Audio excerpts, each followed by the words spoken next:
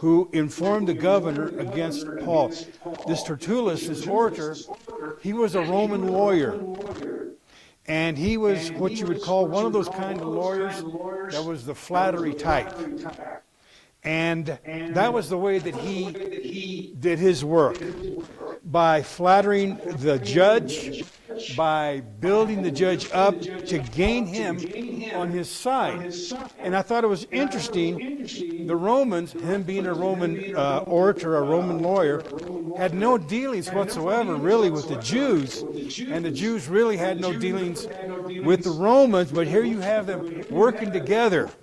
And I thought that was kind of interesting, because I looked at this name Tertullus, and I thought, this is a Latin name. It's not Greek. Certainly it's not Jewish. So I thought, well, I wonder who this guy really is, too.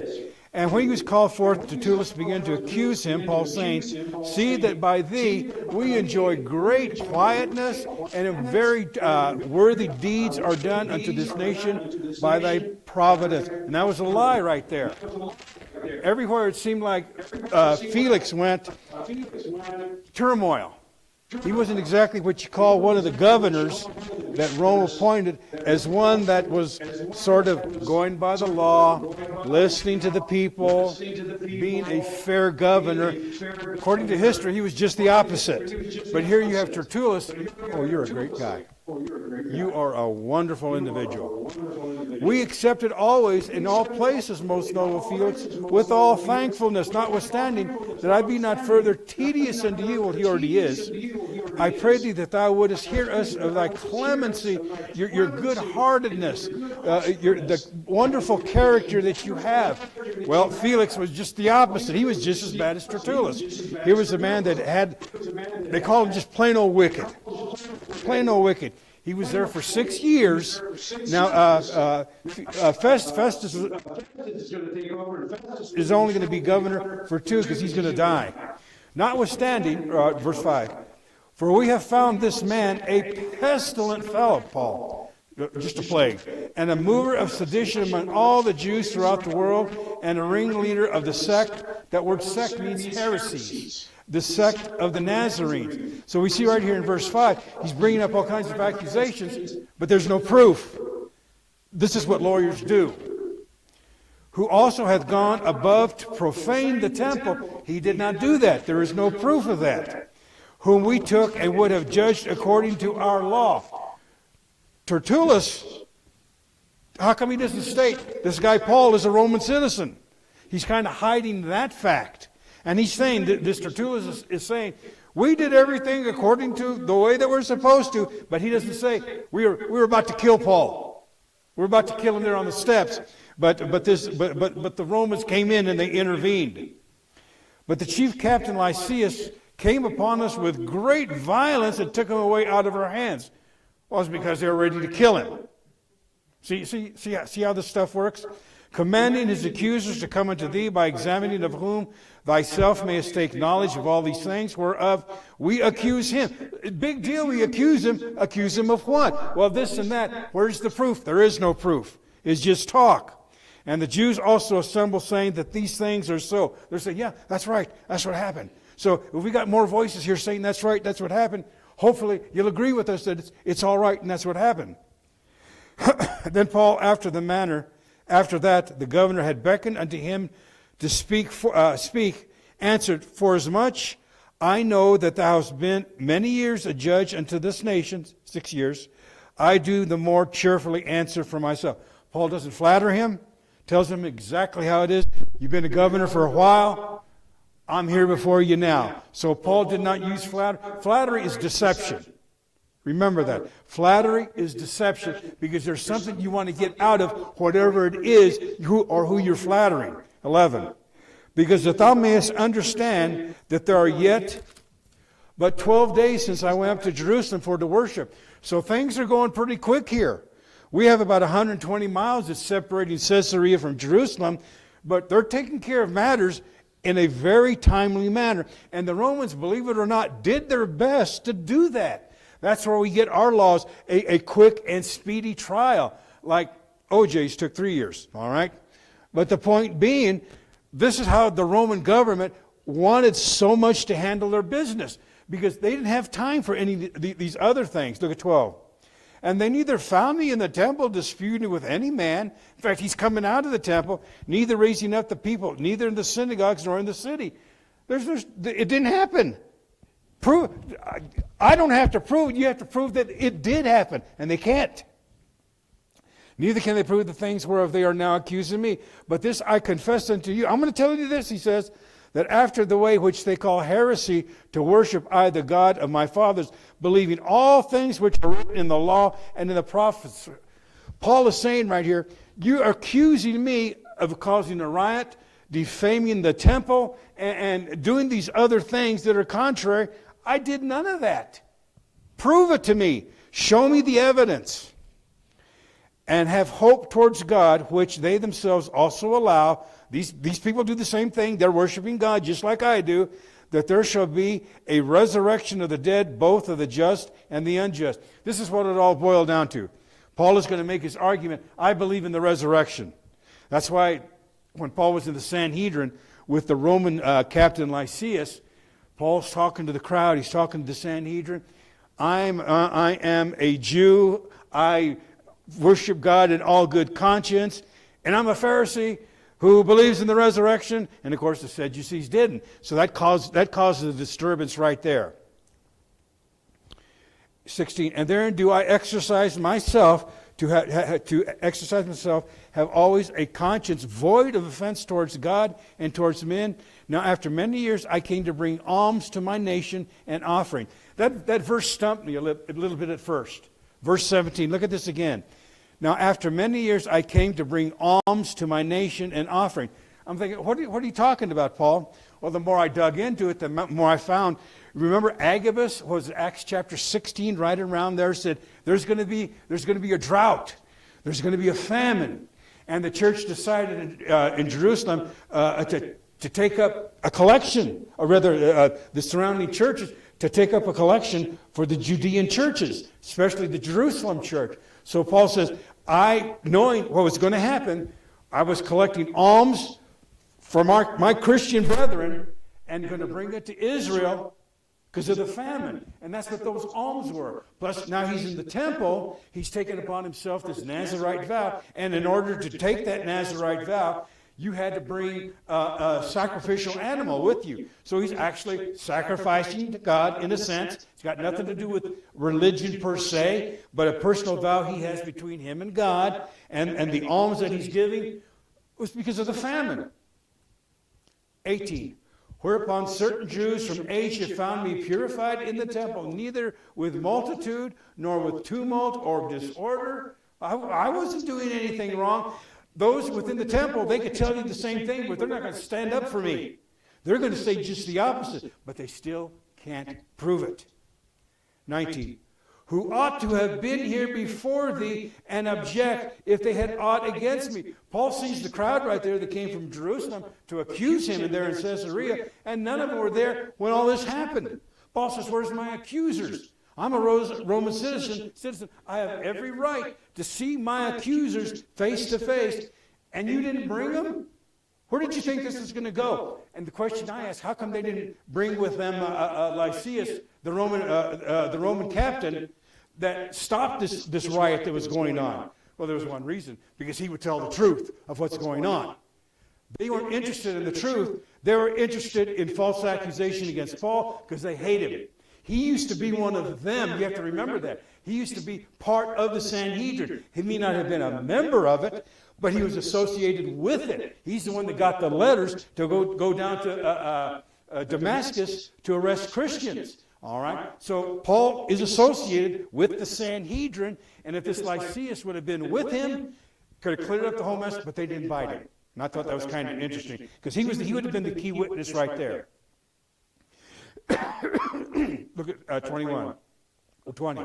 Or else let these same here, these ones right here, if they found any evil doing in me while I stood before the council, except it be for this one voice that I cried standing among them, touching the resurrection of the dead, and I am called into question this day.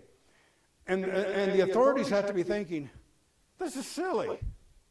I don't know why They could have actually let him loose then. Felix could have said, go ahead and go. But if that would have happened, if he would have said, go ahead and go, you're free, they would have killed him along the way. So God knew exactly what he was doing. Everything that he is doing right here, Paul, is by divine guidance of God. Because where's Paul going to be going? He's going to Rome.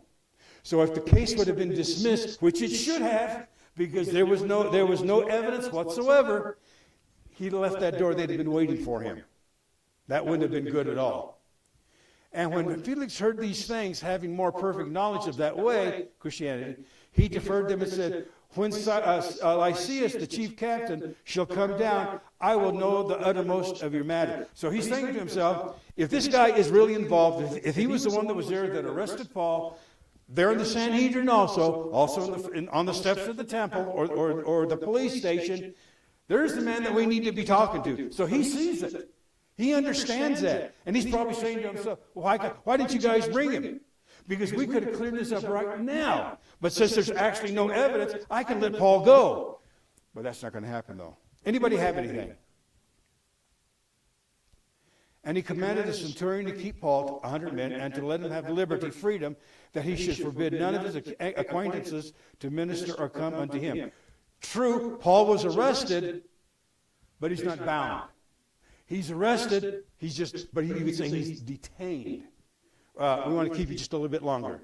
So far, you haven't broken any laws, but we still need to get to the bottom of this. We've got to find out what's going on, because if any laws were broken, heads are going to roll. And they know, this Governor Felix, he knows that there's nothing really going on here. But he's a politician.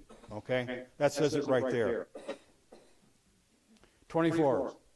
And after certain days, when Felix came with his wife Jerusalem, which was a Jewess, him being a Roman and his wife Jewish, he sent for Paul and heard him concerning the faith in Christ. There's going to be a change of government. Going to be Felix to Festus. Felix served for 6 years. Festus is going to serve from here on for 2 years. But he's got to know, okay, what's going on that I should know?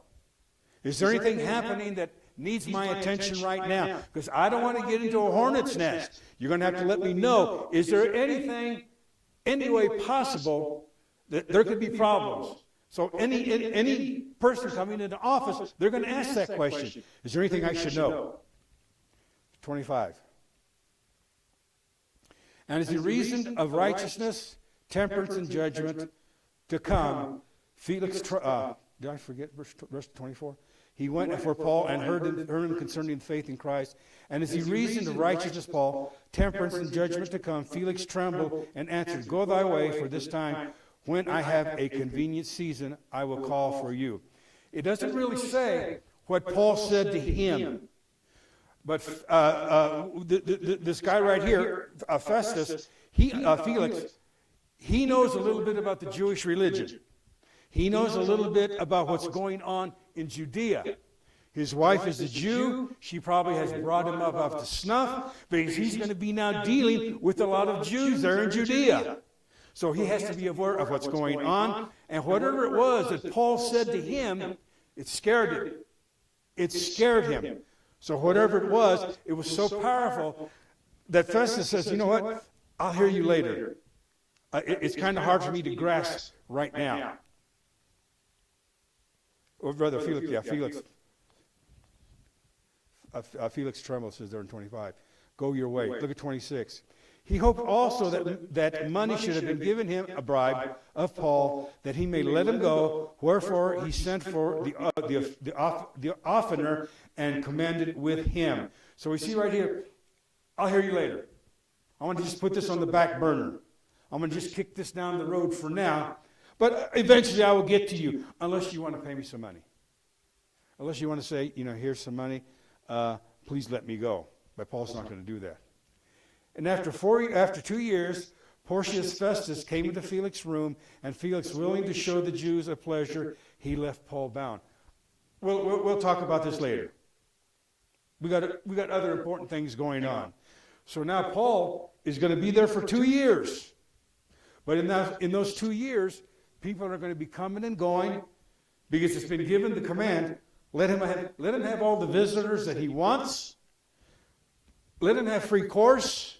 I don't know if he had a soldier with him, probably did. But the point being, he's staying in this beautiful castle. This beautiful castle here, in a sense, he's just he's a guest. He's a Roman. We got to take care of it. Because if he is innocent and we do something stupid, it's going to be our necks. Anybody have anything so far? Okay, let's look at chapter 25. Now when Festus was come into the province, after 3 days he ascended from Caesarea to Jerusalem. Then the high priest, Ananias, look what's going to happen here. Then the high priest and the chief of the Jews, approximately 24 of them, informed him against Paul and besought him.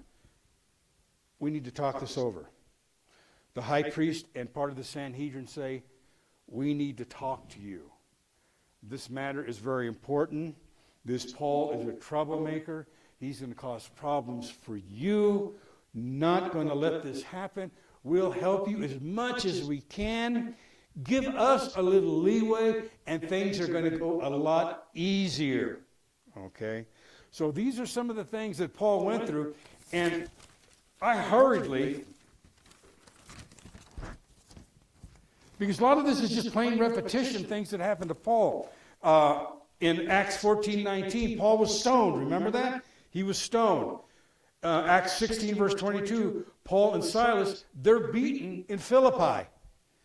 And when I was going over this again, Silas was a Roman citizen also. I completely overlooked that. So there in Philippi, not only is Paul beaten, but Silas is beaten without a trial. Can't say a whole lot about that. Acts 17, Paul's enemies caused a riot at Thessalonica. Acts 17:13. The troublemakers of Paul go down to Berea and cause trouble there. Acts 17:15. The Athenians, the most idolatrous, ungodly people that you would ever meet, they didn't give Paul any problems. It was just the opposite there. But whenever it was, he was with the Jews, really trying to convince them mightily, was when all the problems would start. Acts 18:20. Charges are brought up against Paul by the Corinthian synagogue, and he goes before Gallio, and Paul's going to make a defense for himself, and Gallio says, listen, I don't want to hear this mess. So it seems like Paul, one thing after the other is going on against him, and he keeps trying. Started off by his first missionary journey, got stoned. I mean, what a wonderful way to start out. All right? Acts 19:26. Demetrius, the silversmith in Ephesus, incites a riot against Paul. Paul was ready to go into the theater, but they would have killed him. His friends prevented him from going in there. They'd have torn him apart. They would have killed him. Acts 20, a plot of the Jews in Corinth. Paul says, I'm going to go back to Asia. I'm going to go back to Turkey. And he heard that they were lying in wait, so rather than going by sea, he goes all the way back through. He takes the long way around the road, rather around the barn. They're going to kill him there too. Acts 25:3, this chapter, the high priest wants the trial to be in Jerusalem. Bring Paul down to Jerusalem, because this is where the incident happened. But no, they said, no, that's not going to happen. It's going to stay right here in Caesarea. So we see right here, one thing after another against Paul, and that man just keeps on going. My word, it shows the determination that he had, the fortitude that he possessed. He's going to do it no matter what. Previously, he says, I'm going to Rome. Well, Paul, that's where you headed. But it ain't the way you thought, because you don't even have a packed bag to go to Rome. All right? Anybody have anything? Look at verse 4. But Festus answered that Paul should be kept at Caesarea, that he himself would depart shortly after.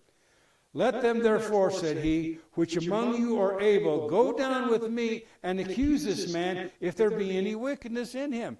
He's doing exactly the right thing. He's doing it by the letter of the law. He could have said, sure, we'll go down to Jerusalem. That was his prerogative. But what he is stating right here is, according to the law, he's in jail over there. He needs to stay there. Jerusalem, there's just too much against him. It would not have been favorable. In our courts today, if there's a crime committed within the city and everybody there is against that individual to begin with, they're going to move the trial somewhere else. A prejudicial trial, you don't want that. He may be thinking the same thing. Paul goes down there, it may not turn out good, but if it's not going to turn out good, it better be for the right thing rather than a plot against him. Well, that's exactly what's going on right here. There's so many plots going against him. 6. And when he had tarried among them for more than 10 days, he went down into Caesarea, and the next day, sitting on the judgment seat, commanded Paul to be brought. So this is happening rather quickly. It's moving kind of fast, but it's going to stall. That's the way our process is, isn't it? Things seem to be going in your direction, and then all of a sudden, you hit a brick wall. 7. And when he was come, the Jews which came down from Jerusalem stood round about him, meaning they surrounded him. That must have been nice. They're surrounding him, stood round about, and laid many and grievous complaints against Paul, which they could not prove. You could say what you want. He stole my chickens. Prove it. Paul did this. Prove it. The court of law isn't going to hear that. And you can almost see it in their heads, the judges here. Why are we even doing this? It just isn't right. 8. And while he answered for himself, Paul, neither against the law of the Jews, neither against the temple, nor against Caesar have I offended anything at all. How many times has he said this? He's saying it over and over and over again. It just does not make sense. Why? Paul is saying, why do I have to keep going through? Well, there was a reason. God was there with him to begin with. God was there. Remember the blind man in John chapter 9? How many times he had to repeat over and over and over why he was blind, now he could see. And then they keep asking. They even bring in his parents, and that still didn't settle the matter. We see the same thing right here. As in John chapter 9, we see it right here. Paul is telling the story again and again and again. And the thing is, when you're telling the truth and you're repeating the story's going to stay the same. But what happens if you're lying? If you're lying, the story changes a little bit every single time. Because you're trying to... See, I watch Columbo. I know what I'm talking about. You change it just a little bit and a little bit and a little... But Paul's story is almost exactly word for word the same. He's got truth on his side. He's got God with him. I know he's still kind of... there's anxiety in him, wouldn't you? Wouldn't you if you were in jail? People saying something about you that's not true, and you know they know that it's not true? There's not a whole lot you can do, but you got to let the process go on its own. So this is exactly what's going on here. 9. But Festus willing to do the Jews a pleasure. He's going to sort of side with the Jews. He's not going to give a command against Paul, but he's kind of siding with the Jews. The reason why? The Jews had a lot of power back then. Even though they were under Roman domination, there was peace there. The Jews could do a lot of things that could cause the Romans to be nervous and upset. But we have the Sanhedrin, hate the Romans, but they paid the Romans pretty good. Leave us alone. We won't cause any problems. That's why when Jesus came into the scene, we got to get rid of this Jesus. He's causing too many problems here. He's rocking the boat. He's stirring up the people to their side, to the Christian side. This Jesus, he's bringing in a lot of people with him. We can't have that. So this is what's going on here. 9. But Festus, willing to do the Jews a pleasure, answered Paul and said, Wilt thou go to Jerusalem, and there be judged of these things before thee? He's trying to kick the can down the road. He does have that authority to do that, but he knows he should keep him where he's at. God is working through this man also. Look at 11. And then said Paul, I stand at Caesar's judgment seat. Does everybody have that? Caesar's judgment seat. Tribunal. He had every right to do what he's doing. Every right that was allowed him. So not only being a Jew, he had other things on his side working. Plus he had God. How can you go wrong? You can't. You can't. God is directing his steps. Paul may get miffed. He just may get fed up with it. But he does see that God is with him. God, the Holy Spirit is speaking through this man right now. Because Jesus promised the disciples, when you're brought up before the court system, it'll be the Spirit that's speaking for you. He's going to speak in a way where there's no judgment against him. They can't say, well, Paul, you don't know what you're talking about. He does know what he's talking about. He's got the law on his side, and he's got God on his side. Then Paul said, I stand at Caesar's judgment seat where I ought to be judged. To the Jews have I done no wrong. Again, as thou very well know. You know it, and I know it. Well, let's just see where this is going to go. You ain't going to win. Anybody have anything? Look at 11. For if I be an offender, look what he's saying right here. He's sticking his neck out. If I be an offender or have committed anything worthy of death, I refuse not to die. I deserve it. But I'm telling you the truth. I'm not twisting the words. I'm not making false accusations against anybody. Everything that I said can be verified. Why didn't you bring Lysias down here and we could have gotten rid of this whole mess? He is saying, if I am guilty, so be it. I will suffer the consequences. I refuse not to die. But if there be none of these things whereof thou accusest me, no man may deliver me unto them. I appeal to Caesar. He says it twice. Reason he says it twice, just in case they didn't hear the first time. Twice you could say whatever it was that was in your favor. I'm going to go before Caesar. I'm going to go before Caesar. Said it twice. There's no confusion here. Then Festus, when he had conferred with the council, and answered, Hast thou appealed unto Caesar? Unto Caesar shalt thou go. He has a little meeting.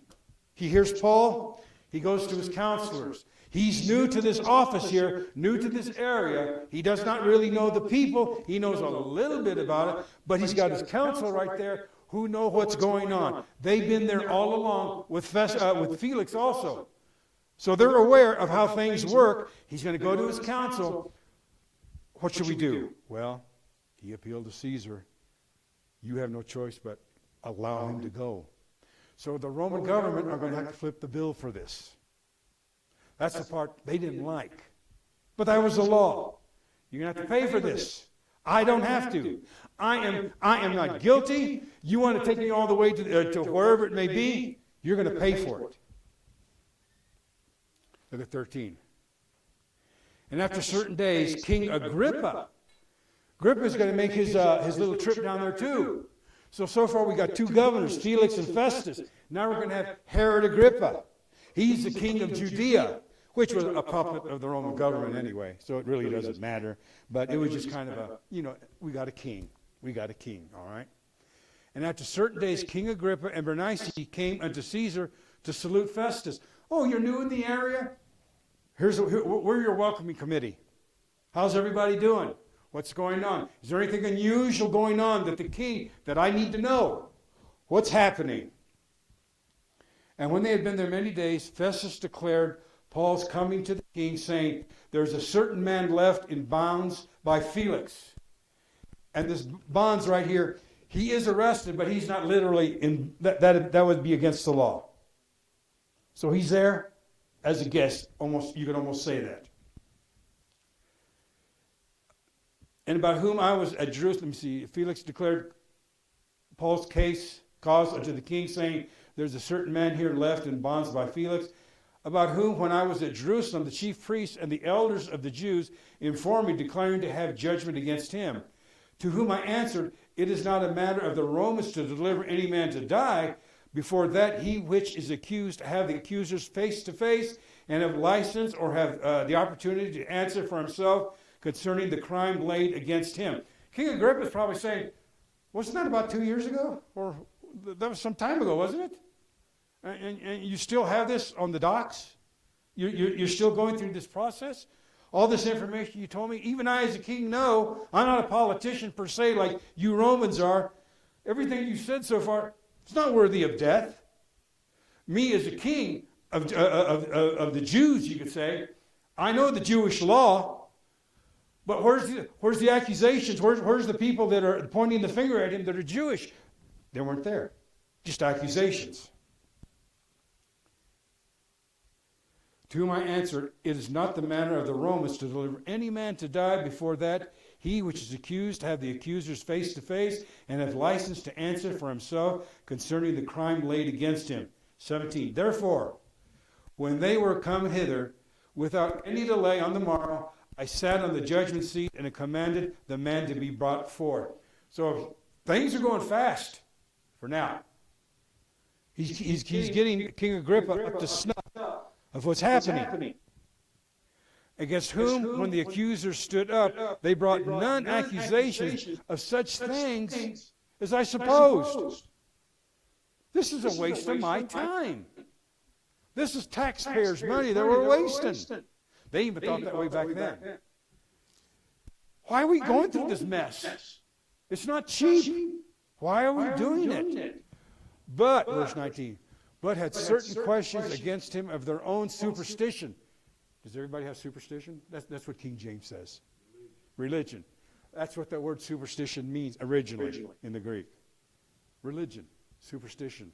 Remember Paul on Mars Hill?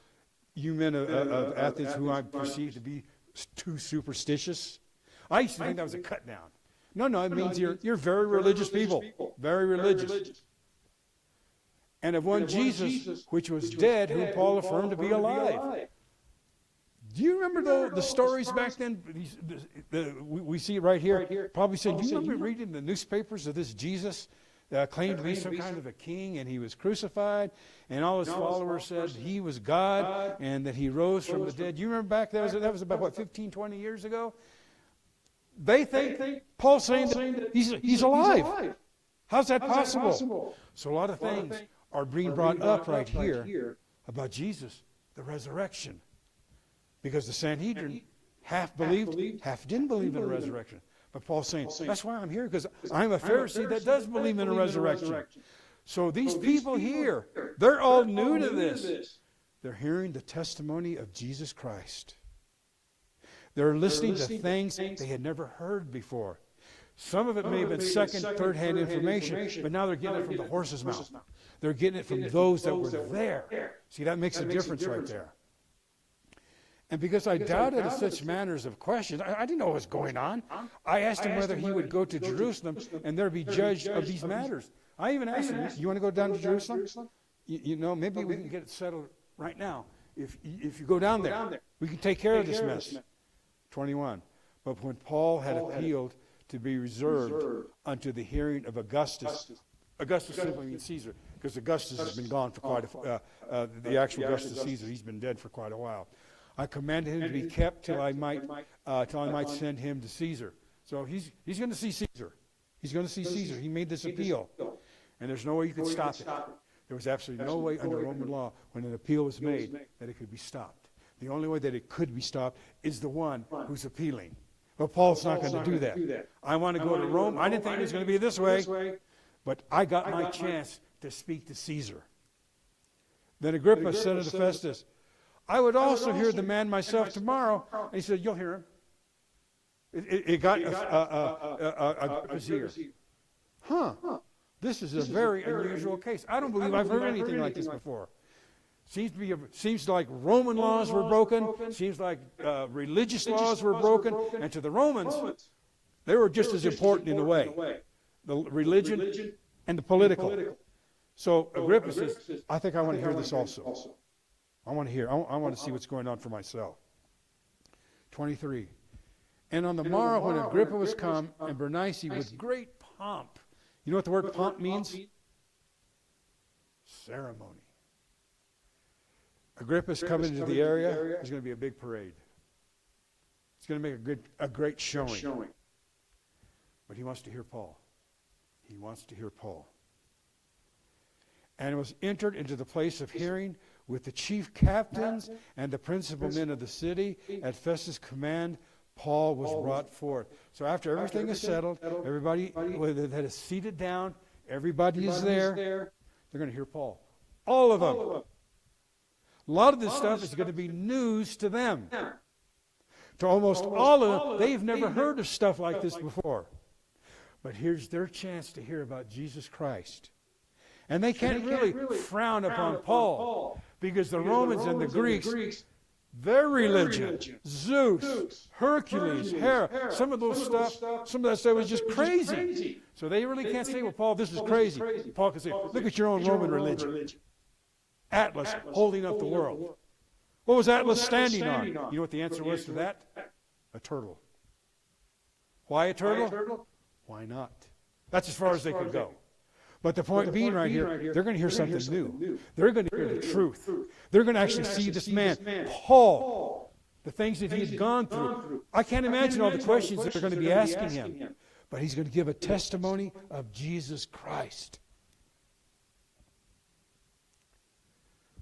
Let me see, where did I leave off?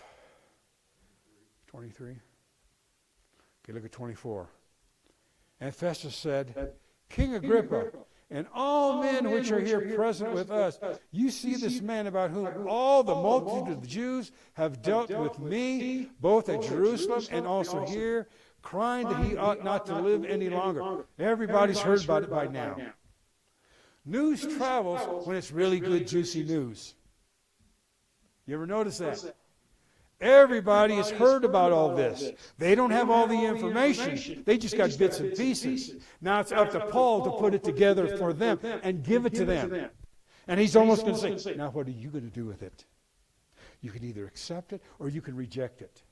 But Paul is doing exactly what he's supposed to do, testifying about his God, Jesus Christ. Let me see. Could not live any longer. 25. But when I found that he had committed nothing worthy of death. Remember Pilate? How come you're bringing this Jesus to me? I've examined him twice. He's not worthy of death. And Pilate hated the Jews. But he saw that Jesus was an innocent man. But Pilate, the coward that he was, he went along with the people. Went along. And when I found that he had committed nothing worthy of death, and that he himself hath appealed to Augustus, I have determined to send him. I got no choice. I got no choice. It's out of my hands now. Whew, thank God. Thank God, because this is a hornet's nest right here. To dissect each piece is going to take a while. Well, who said what now? And who did what? It's going to be kind of like that. 26. Of whom I have no certain thing to write unto my Lord, wherefore I brought him before you, especially before thee, O King Agrippa, that after examination that I might have somewhat to write. I really don't know what to write about. Where do I start? Where do I begin? 27. For it seemeth to me unreasonable to send a prisoner, and not withal to signify the crimes laid against him. What do I write? What do I say? Accusations. Caesar, this is the man Paul, and he's been accused of these things, and that's all I got. Caesar's going to say, you know what, I have so many trials as it is, and you're bringing this before me? There's no proof whatsoever. It's all hearsay. He's got to watch out for himself. Festus. It's his neck there too. He's got to make sure he's doing everything the way he's supposed to be doing it. Because the letter is going to go to Caesar himself. His counselors, Caesar's counselors are going to be looking at that very letter. They're going to predetermine how things should be going. Caesar, here it is. This is what we find so far. You make a judgment. It's up to you. And Caesar says, if I'm going to make a judgment, you guys better make sure what you're telling me is the truth. Got to be fair. Got to be very, very careful here. For it seemeth to me unreasonable to send a prisoner, and not withal to signify the crimes laid against him. This was serious business. very serious business. God never promised them that it was going to be a rose garden. Jesus never lied to his disciples and said, you know what? It's going to be a piece of cake. It's going to be easy. Some of you are going to die. Stephen, look what happened to him. Paul, look what happened to him. It was rough. But they did it because they loved God. How could Paul ever pay God back for taking the lives that he did? Saul of Tarsus could not do that. What's in the past is in the past. He can't bring Stephen back. But one thing Paul can do the best he can right now. And that's all we can do. We can't help. Things happened in our lives. Some things we had control, some things we did not have control. Things that had happened, we can't change. But we do know this. Whatever I'm going to try to do right now, I'm going to do it to the best of my ability. God be with me. So this is what Paul is doing. I can't change the past, but I'm going to do my best to do what I need to do. Anybody have anything before we start 26? Then Agrippa said unto Paul, Thou art permitted to speak for thyself. Then Paul stretched forth the hand and answered for himself. So it goes right. It is going really quick here. Paul, you got something to say? Here's your chance. Here's your chance right here. Paul says, I've already told it 3 times, but I'll tell it again. I think myself happy, King Agrippa, because I shall answer for myself this day before you, touching all things whereof I am accused of the Jews. You're a Jew, I'm a Jew. Some of these accusations brought against me, against the temple, against the people, it's not true. You know how the Jewish world is. You know how the law is. You know things concerning the temple, how it's supposed to be. I broke none of those laws. You should be the expert on this, just like I am. You're going to see for yourself that I'm not guilty. 3, especially because I know thee to be an expert in all customs and questions which are among the Jews. Wherefore I beg you to hear me patiently. If anybody knows the things I'm going to be saying, it's going to be you. You understand the Jewish people, so do I. You know the laws, so do I. You judge for yourself. 4, my manner of life. See, this is where he begins with himself. I'm going to speak about myself right here. I'm going to give you a background of who I am, so when you make your judgment, you'll see for yourself, is he right or is he wrong? My manner of life from my youth, which was at the first among my own nation at Jerusalem, know all the Jews. I've been there since I was a little kid. I was born in Tarsus, in Turkey. My parents saw something in me. They're going to send me to rabbinical school in Jerusalem. They're going to send me to the best rabbi school there is, School of Gamaliel. It was like the Harvard or the Yale of rabbinical schools. They saw something in Paul, says, you know, he's going to go a long way. Pretty smart kid. He's going to go there, he's going to make a name for himself. And he did. He made a name for himself. 5, which knew me from the beginning, if they would testify after the most strictest sect of our religion, I lived a Pharisee. You can go back to Jerusalem. You can go to the school where I went. You know who Gamaliel is. You know who the people are that are associated with the rabbinical school. Ask them questions concerning me, because they're still there. If you have anything that you need to know that I may be forgetting, you go over there for yourself and find out. Is he telling the truth or not? It was all verifiable. Nothing was hid. Do a couple more verses and we'll quit. And now I stand and am judged for the hope of the resurrection. The resurrection. Hope of the promise made of God unto our fathers. This is a religious matter. Agrippa, you know about the Pharisees and Sadducees and the scribes? You know the stuff that's going on between them? What they believe, what they don't believe, where they stand, what they consider Moses to be the ultimate. You know about all these things right here. I'm letting you know, and you should know. 7. Unto which promise our 12 tribes, our 12 tribes, instantly serving God day and night, hope to come, for which hope's sake, King Agrippa, I'm accused of the Jews. They're accusing me of things I did not do. If I had, you would have heard about it. You would have heard about it. It was no secret. It's been at least going on 3 weeks now. Word gets around. 8. Why should be thought a thing incredible to you that God should raise the dead? Isn't that what Elijah did? Isn't that one of the Jewish stories? Elijah brought that little boy back from the dead. Remember that? He was in the field and he collapsed. Elijah was there and brought him back to life. You know about people coming back from the dead. It's not new. It's happened before. I verily thought within myself that I ought to do many things contrary to the name of Jesus of Nazareth. You know, I was on the other side at one time. I was with the accusers. I was against the way, against the sect, the heresy. I was there. I gladly went to the Sanhedrin, received letters to persecute Christians, to even kill them. I was there where you stand. But something happened to me. Something changed me. I was a Pharisee, a staunch believer, all good conscience, always.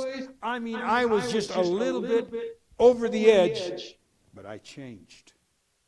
I changed. There was a reason. Paul is almost saying, there was no Jew like me against the cause of Jesus Christ. There was none like me except me. But something happened in my life. And my dad used to say, if Saul of Tarsus can change, anybody can change. And that man did. We'll get one more verse, then we'll quit. Which thing I also did in Jerusalem, and many of the saints did I shut up in prison, having received authority from the chief priests. And when they were put to they, not just Stephen, when they were put to death, I gave my voice against them. Now, be honest. If you were Saul, do you think you could put that out of your mind? A man that was innocent, those that were innocent, you put to death? How could you live with that? But that's what he lived with. Almost one extreme to the other. That was probably on his mind all the time. Even though he would say, I press for the mark. Forgetting those things behind. But you really can't, can you? You can't. He couldn't. He's having to retell this story again and again and again. He has it in his heart. I am going to do what I can by the power of God. I can't change yesterday, but Lord willing, I can do better. And I think that's what he tried to do. Anybody have anything before we close? Who do we have as closing prayer? Harold, it's you, right? Let's